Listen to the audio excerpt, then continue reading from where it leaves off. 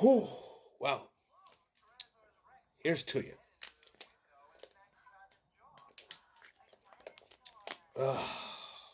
Well, what a day that was, wasn't it?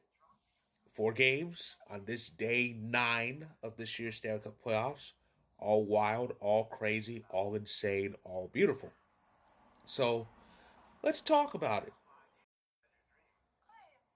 You know, the way Connor Hellbuck seems to disappear when it counts in playoff time, that really needs to be studied. It really does. I can't for the life of me figure out how this happens. Hellebuck is considered right now as the best goalie in the league. If he's not the best, he's up there. I would say Vasilevsky, Shesterkin, and Hellebuck. That's your top three. In the regular season, he's prime Waugh, he's prime Brodeur, he's prime Fleury. In the playoffs, he makes Mike Smith look like Igor Shesterkin. How? How does this keep happening? And I've looked it up because I've seen myself. I looked it up. This whole playoff Hellbuck thing. It started in 23. You know, Vegas shelled him. Vegas shelled him in 23, and it's a miracle we haven't been locked up for what we did to him last year. And now here it is again. He was pulled for the second straight game and the third time in his last four. Or was it five? I think it's the third time in his last five playoff starts. You know, it's ridiculous. It's ridiculous. Playoff Hellbuck has become the hockey equivalent of playoff Kershaw. We all know about Kershaw's memorable postseason problems. Hellbuck's going to do the same thing, and it's going to lead to another exit for the Jets. For the Jets, if this doesn't get remedied, it's just crazy that this keeps happening. Allow me to reiterate my point from game two of this series. I think the Devils are finished. I really do. Uh, they had no answer for the Hurricanes in this game four, and Andrei Svechnikov had a hat trick. I think it's pretty much done. I think that game five of Raleigh is going to be it. Once again, showing for the second straight year that third place in the Metro is like a charity spot. So yeah, it's crazy. I mean, the Devils did their best, but I think Game Five is going to be the end of New Jersey's season. I think the same can be said for Les Habitants, though they really tried too. I mean, they actually had a lead after they actually led this game after 40 minutes, but Washington came out with 4 goals, just boom, boom, boom, boom, boom. Um, but at least Montreal made it. I mean, Montreal had no expectations, and they had been really down in the dumps right after that miracle Cup final run. But here they are in the Sweet 16. They can say they made it. They made it. But Washington, I think they're kind of too much for them, and I think they're going to be finished off in Game Five too.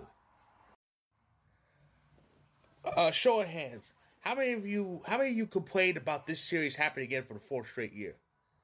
Uh huh. If you did, you need to apologize. You do. I Everybody was like, "Oh no, we're getting Kings Oilers again." No, no, no, no, no. What happened in this game? That's why. That is why this format was created about 12 years ago. For shit like this, for for the wild, the untamed, the insanity that is that playoff hockey, that gritty playoff hockey between division rivals. For that right there, that is exactly why this format was created. We needed this, and we shouldn't change it for that very reason. It was that the game was great. It was overall awesome. The overtime was one of the best I've ever seen from a single period. From a single period. I usually like my overtime periods in the playoffs multiple and as long as possible. But if there was ever going to be a game that only had one period of overtime, this game was good. It was great. It was wonderful. With that said, though, Kings, you need to finish. You really need to finish, okay? Because this is not cutting it. Now, here's the thing. That penalty should have been called in that third period because that was one of the most obvious trips I've ever seen. But I'm just gonna lay some truths for you. That missed call is not why you lost this game. Mm-mm. No, that missed call is not why you lost this game. Is it why you're in overtime? Yes, but the officials did not cause you guys to be outshot 19-7 in overtime.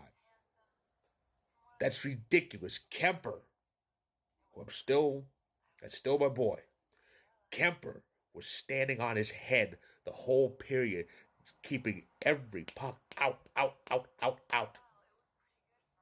Going like that needs help. Otherwise, you're just asking to lose this game. And they've had a hell of a problem finishing in this series. Good game one, up 4-0. Almost went to overtime, tied at 5, but Deneau saved them. Okay, if that goal hadn't happened, who knows what happened in overtime? Who knows? Now, game two was perfect for the Kings, but games 3 and 4, the third period bit them in the ass again. The Kings need to finish. They definitely start on time. They need to finish because they cannot afford to lose again to the Oilers. I've been saying for the last month, since I kind of knew we'd be getting this series, I've been saying for the last month, if the Kings get home ice, they're going to beat the Oilers. I said it was different. The Kings looked great. The Oilers looked suspect. It's now 2-2. And in 3 of those 4 games, they had problems finishing. They got away with it in game one. Games 3 and 4, not so much. They need to finish. They start well. They need to finish. Because if they don't finish, the Kings will be finished. And as a result of this, oh my God, the deuces are wild in the Western Conference, aren't they? All 4 series, 2-2, 2-2, 2-2, 2-2, so many deuces. It's crazy. But that's what the Western half of the first round looks like, and that is my recap. That's what went on in day 9. Now here's what's in store for us in day 10. Tomorrow night we got a pair of games taking place because it's a weeknight and things get a little lighter. But we got 2 games tomorrow night, including the last game 4 of this stretch, game 4, the Battle of Florida. Panthers and Lightning, and of course the series is still in Sunrise, and the Panthers are up 2 games to 1, and we'll see if that goes 3-1 because all the other East series are 3-1 at the moment. It's Washington, Toronto, and Carolina leading 3-1, and Florida can join them. And of course, after that's at 7 p.m. Eastern, 4 p.m. Pacific. And after that, at 9:30 p.m. Eastern, 6:30 p.m. Pacific, Game 5, Avs Stars, pivotal Game 5 in Dallas. We have the momentum, we really do, and it's going to show in that Game 5. So that's what's in store for us tomorrow night. But that is my recap of day 9. If you like this video, click the like button. If you're on YouTube, click subscribe if you want more. If you're on TikTok and Instagram, feel free to hit that follow button. And I'll be back tomorrow with a recap. And hopefully it'll come with the good news that we are 1 win away from round 2. So stay tuned.